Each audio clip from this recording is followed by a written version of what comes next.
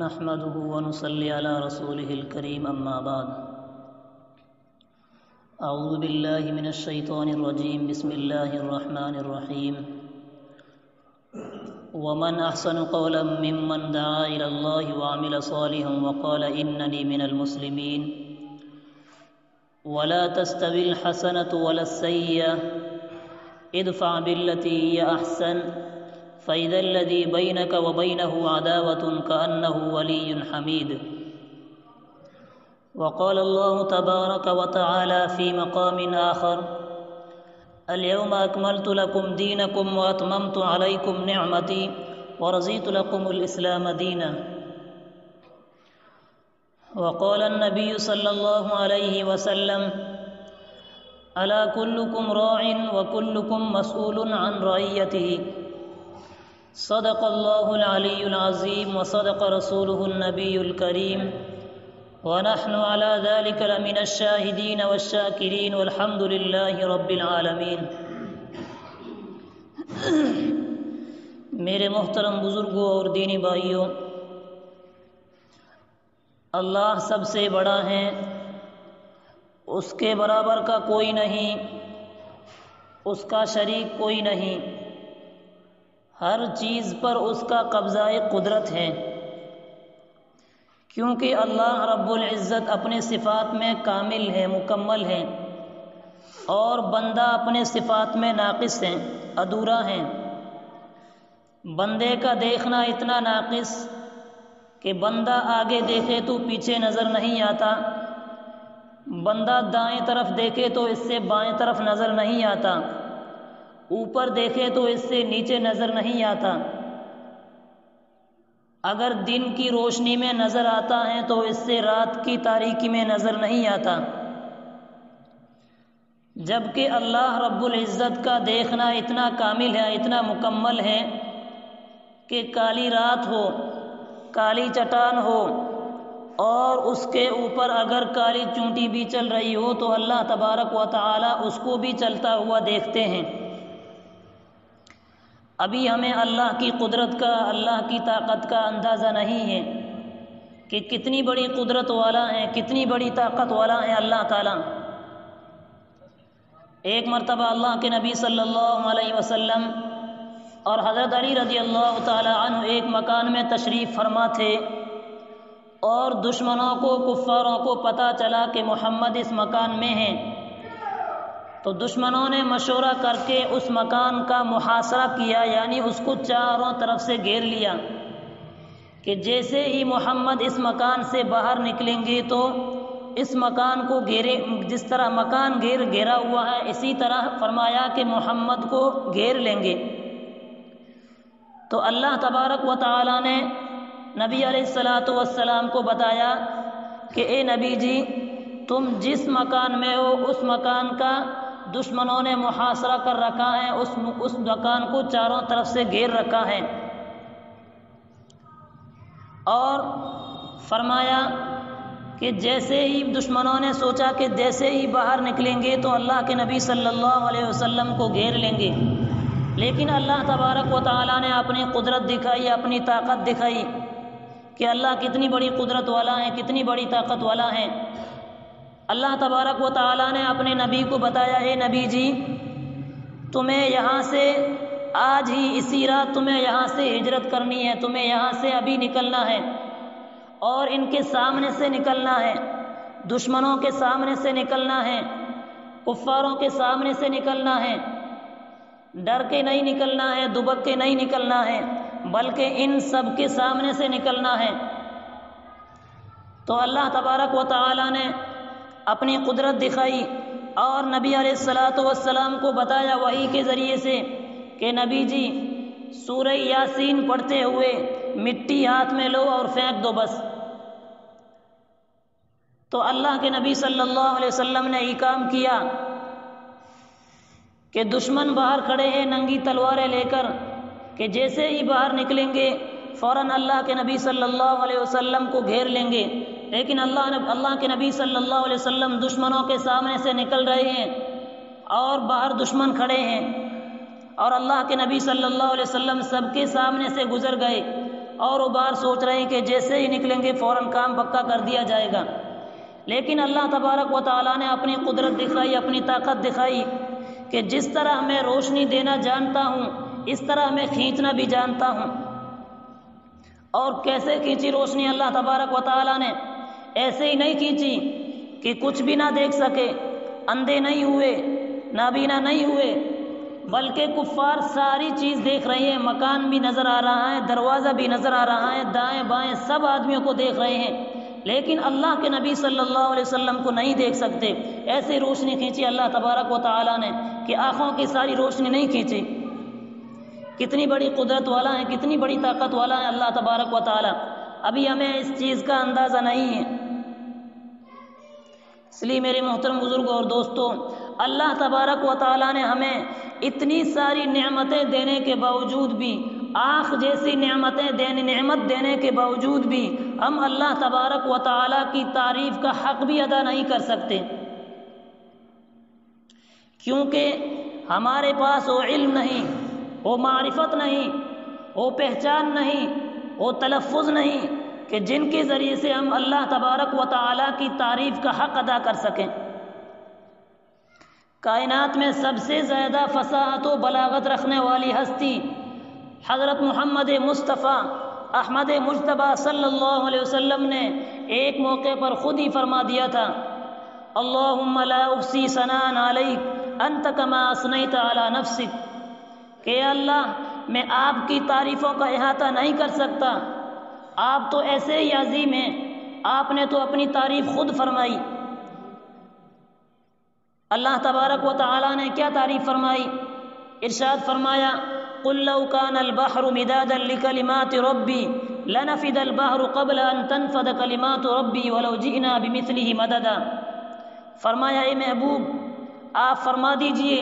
کہ اگر ساری دنیا کے سمندروں کا پانی سیاہی بن جاتا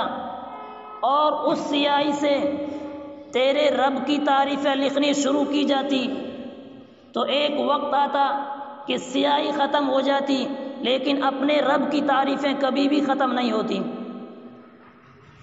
بلکہ ایک موقع پر ایک قدم اور بڑھ کر بات کی۔ ارشاد فرمایا، وَلَوْ أَنَّ مَا فِي الْأَرْضِ مِنْ شَجَرَةٍ أَقْلَامٌ وَالْبَحْرُ يَمُدُّهُ مِنْ بَعْدِهِ سَبْعَةُ أَبْحُرٍ مَا نَفِدَتْ كَلِمَاتُ اللَّهِ، کہ اگر ساری دنیا کے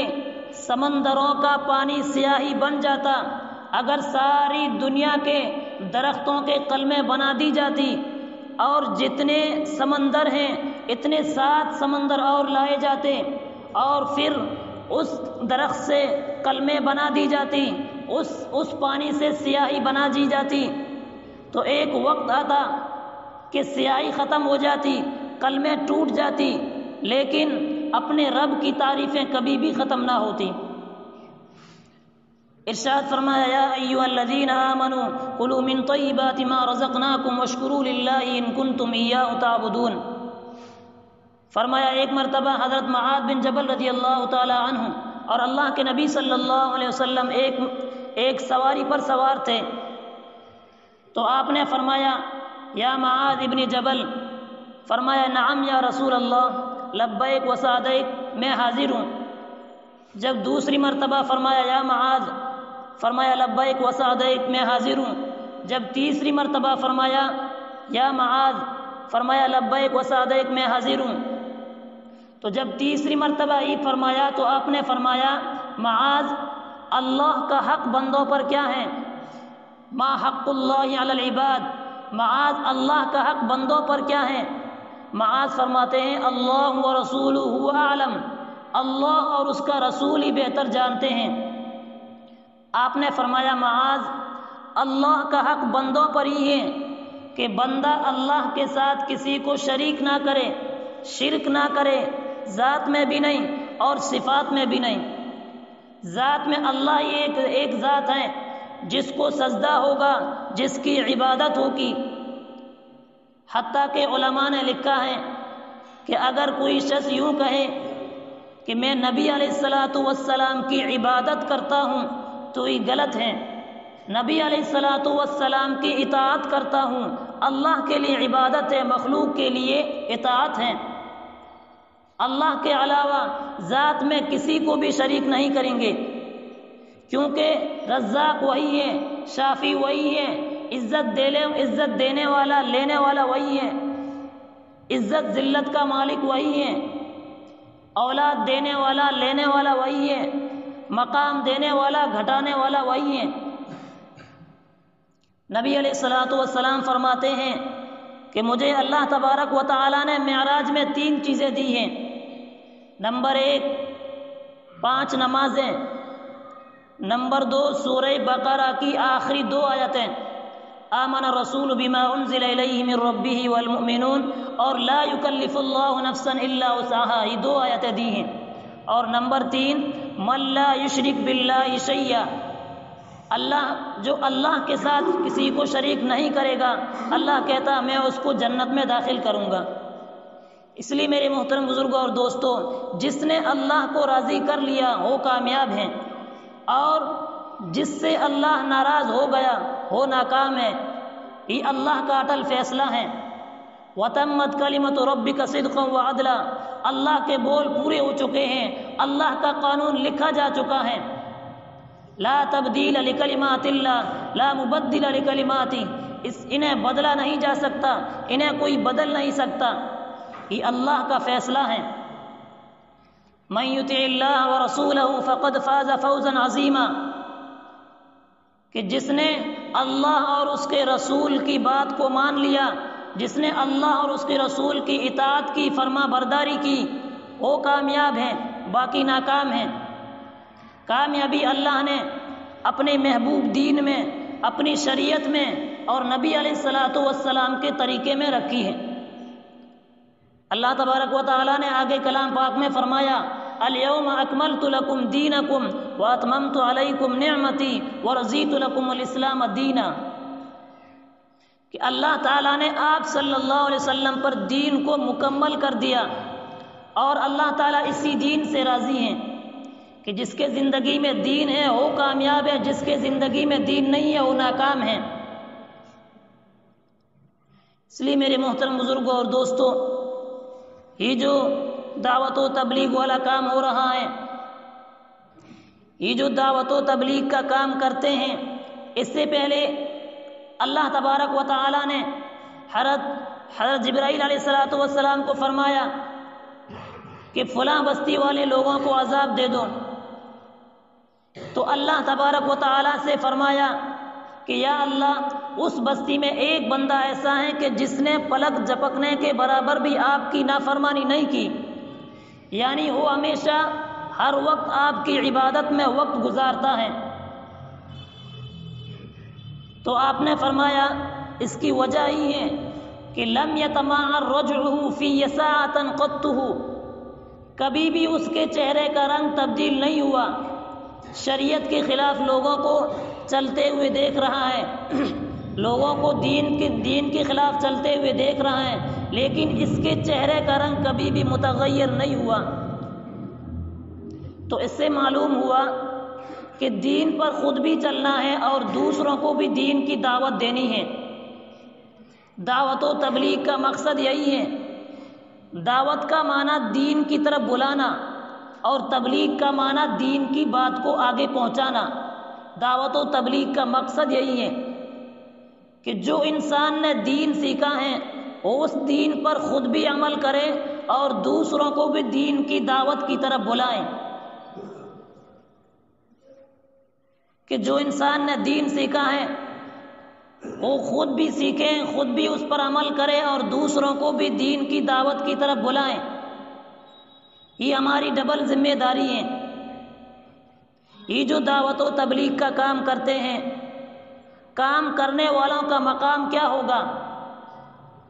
جو گھر گھر جا کر ایک ایک فرد کو کلمے کی دعوت دیتے ہیں، نماز کی دعوت دیتے ہیں، اللہ سے ہونے کی دعوت دیتے ہیں، مسجد کی طرف آنے کی دعوت دیتے ہیں، تکبیر اولیٰ کے ساتھ نماز پڑھنے کی دعوت دیتے ہیں، فرشتوں والے ماحول میں آنے کی دعوت دیتے ہیں، اس کا مقام کیا ہوگا؟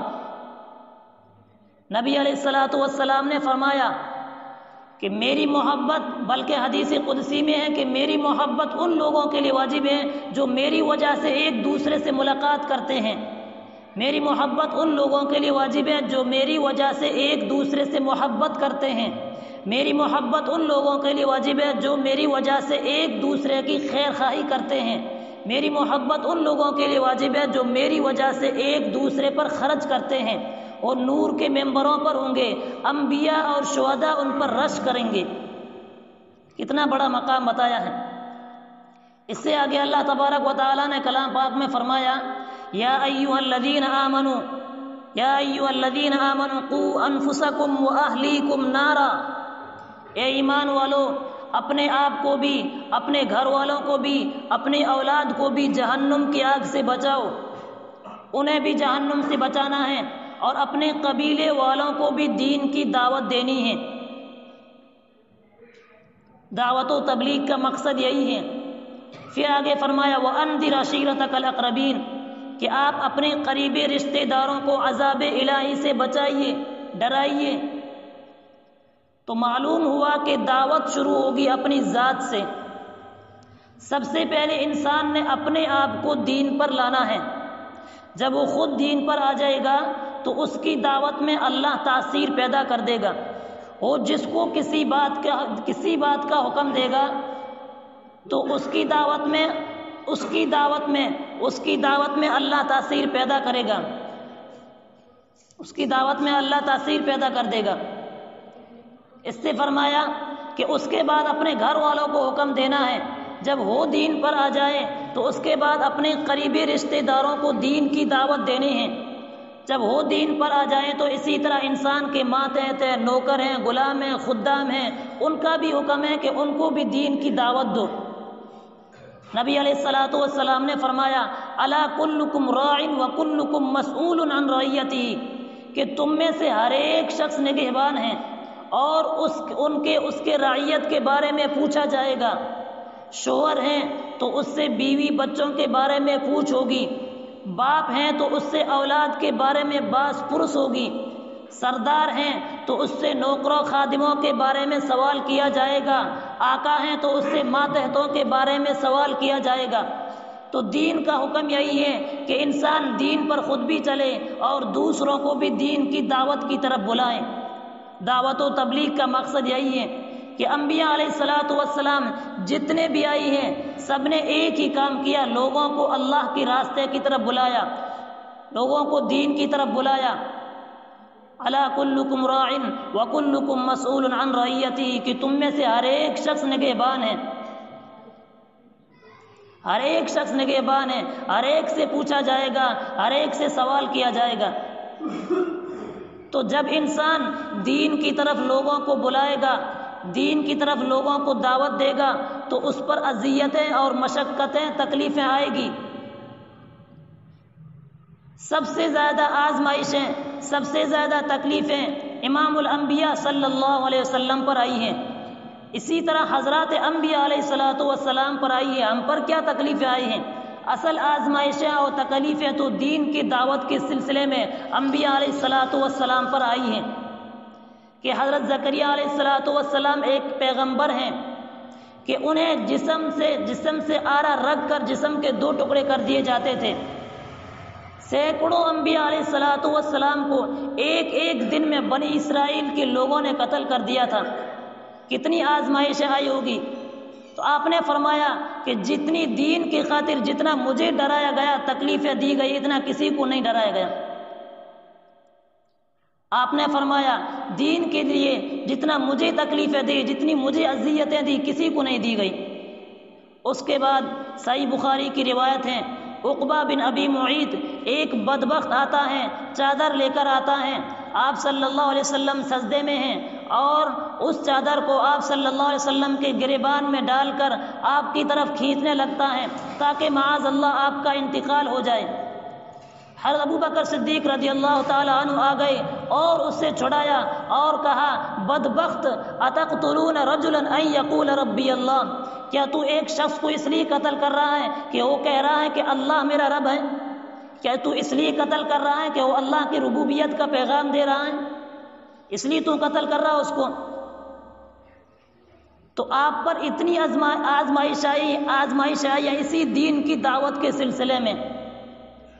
کہ حضور سجدے میں جاتے ہیں اور بدبخت اونٹ کی گندی اوجڑی لا کر آپ کے کمر پر ڈال دیتے ہیں اور آپ کے لیے سجدے سے سر اٹھانا مشکل ہو جاتا ہے۔ کتنی آزمائش آئی ہوگی اسی دین کی دعوت کے سلسلے میں، یہاں تک کہ عتبہ بن ابی لہب اور عتیبہ بن ابی لہب یہ دونوں بدبخت تھے۔ آپ صلی اللہ علیہ وسلم کی 2 بیٹیوں کے نکاح ان کے ساتھ ہوا تھا۔ اس وقت کفار کے ساتھ نکاح کرنا منع نہیں تھا، یہ شریعت کا حکم بعد میں آیا تھا جب یہ سورہ لہب نازل ہوئی تھی۔ تو ابو لہب بدبخت نے اپنے بیٹوں سے کہا کہ تم جاؤ محمد کے ابو لہب نے بھی کہا اور ابو لہب کی بیوی نے بھی کہا کہ تم جاؤ محمد کی بیٹیوں کو طلاق دے دو۔ اس وقت آپ صلی اللہ علیہ وسلم حرم میں تھے۔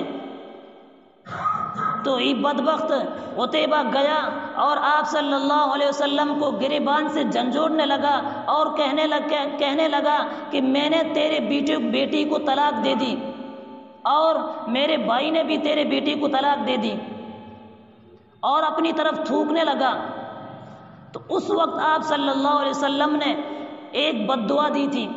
کہ تیرے اوپر شیروں میں سے کسی ایک شیر کو مسلط کر دے۔ تو اللہ نے ایسا شیر مسلط کیا کہ وہ جہاں کہیں بھی جاتا تھا، کہیں بھی سفر کرتا تھا تو آپ کے ساتھ نوکر رکھتے تھے، غلام رکھتا تھا وہ بدبخت۔ تو محمد کی بد دعا تو تیر بہدف ہے کہ جب وہ سفر میں نکلا، شام کو سفر میں نکلا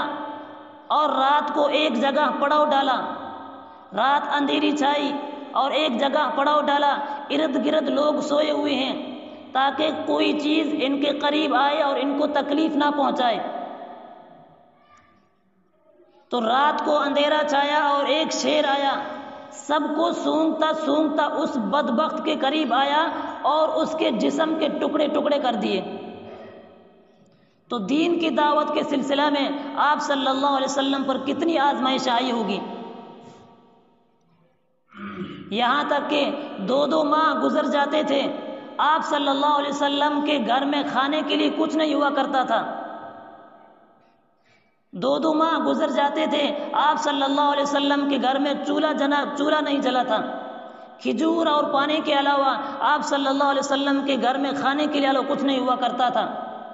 یہاں تک کہ وہ موقع بھی آئے کہ آپ صلی اللہ علیہ وسلم نے اپنے پیٹ پر پتھر بھی باندھے۔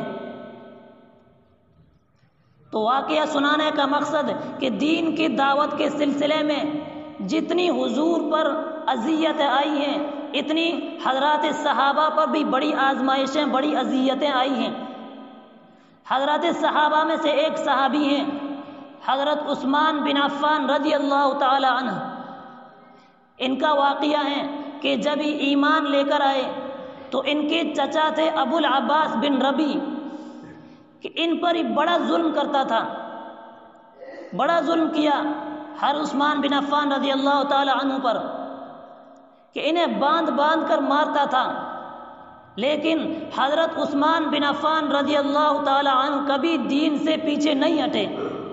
اور فرمایا چچا جان جو کرنا ہے کر لو، لیکن میں دین کے پیغام کو، دین کی دعوت کو آگے پہنچاؤں گا۔ مرد تو مرد ہیں، عورتوں پر بھی کتنی اذیتیں آئی ہیں۔ حضرت زنیرہ رضی اللہ تعالی عنہ کہ یہ جب ایمان لے کر آئی تو ابو لہب بدبخت نے ان پر اپنی ڈال ان کے سر کے اوپر اتنی زور سے ماری کہ تھوڑی دیر بعد حضرت زنیرہ رضی اللہ تعالی عنہ کی آنکھوں کی بینائی چلی گئی، اور اس بدبخت نے کہا کہ دیکھ تو نے لات اور منات کو، یعنی تو نے ہمارے معبودان کو برا بھلا کہا تھا، اس لیے ہمارے معبودان نے تیری بینائی کو چھین لیا۔ یہ صحابیہ بڑی غریب تنگ دست صحابیہ تھی۔ اس وقت اٹھی، وضو کیا، 2 رکعت نماز پڑھی، اللہ کے سامنے سجدے میں گئی اور اللہ کے سامنے رونے لگ گئی اور کہا یا اللہ جو تیرا فیصلہ ہے میں راضی ہوں، لیکن ہی جو لوگ کہہ رہے ہیں کہ تیری بینائی لات اور منات نے چھین لیا ہے، اے اللہ تو میری بینائی کو واپس لوٹا دے، انہیں پتہ چل جائے کہ بینائی کا لینا اور دینا میرے رب کا امر ہے۔ لات اور منات کے بس میں نہیں ہے، مشرکوں کے بس میں نہیں ہے کہ بینائی کو چھین لیا جائے۔ انہی صحابیات میں سے ایک صحابیہ ہیں ام شریک رضی اللہ تعالی عنہ، کہ جب ہی ایمان میں داخل ہوئی، ایمان لے کر آئی، تو ان پر بھی بڑا ظلم ہوا۔ مشرکین انہیں باندھ باندھ کر مارتے تھے، مشرکین کہیں بھی جاتے تھے تو ان کو ساتھ میں لے کر جاتے تھے۔ حضرت ام شریک کہتی ہیں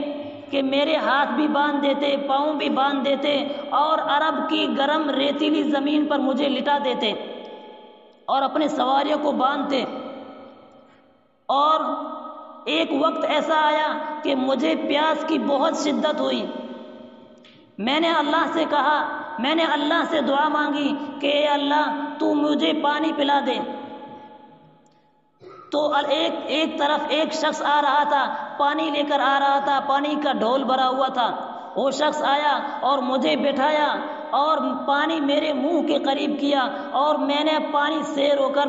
پانی پیا۔ تھوڑی دیر بعد وہ مشرکین واپس اپنے سواریوں کے قریب آئے تو آ کر کہا کہ اس عورت نے، ام شریک رضی اللہ تعالی عنہا نے، کہ ہمارے مشکیزوں میں سے پانی پی لیا ہے۔ یا تو اس نے اپنا ہاتھ کھول لیا تھا، ہاتھ اور پاؤں تو بندھے ہوئے تھے، انہوں نے کہا یا تو اس نے ہاتھ کھول لیا ہے یا اس کو کسی نے کھول لیا تھا۔ لیکن ام شریک رضی اللہ تعالی عنہ کہتی ہیں کہ نہ تو مجھے کسی نے کھولا ہے، نہ مجھے کسی نے کھولا ہے، نہ میں نے اپنے آپ کو کھولا ہے، بس ہی میری اللہ کی طرف سے غیبی مدد تھی۔ تو جب وہ مشرکین اپنے اپنی مشکیزوں کو دیکھنے کے لیے گئے تو جس طرح مشکیزیں پانی سے بھرے ہوئے تھے، اسی طرح ہی جب کھولے تو سب اپنے اپنے مشکیزیں پانی سے بھرے ہوئے واپس ملے۔ تو ان مشرکین نے سوچا کہ واقعی یہ دین برحق ہے، واقعی یہ دین برحق ہے، اس خاتون کی مدد اللہ تبارک و تعالی نے کی ہے۔ تو اس مشرکین اسی وقت ایمان میں داخل ہو گئے۔ تو واقعہ سنانے کا مقصد ہی ہے کہ جس طرح حضرات صحابہ پر یا صحابیات ہو، یا حضرات صحابہ ہو یا صحابیات ہو، ان پر بڑی اذیتیں آئی ہیں، ان پر بڑی تکلیفیں آئی ہیں۔ اللہ تبارک و تعالی سے دعا ہے کہ اللہ تبارک و تعالی ہمیں بھی دین کی صحیح سمجھ عطا فرمائے۔ وآخر دعوانا الحمدللہ رب العالمین۔ Thanks for watching. Don't forget to like, comment, share and subscribe to Al Wahid channel.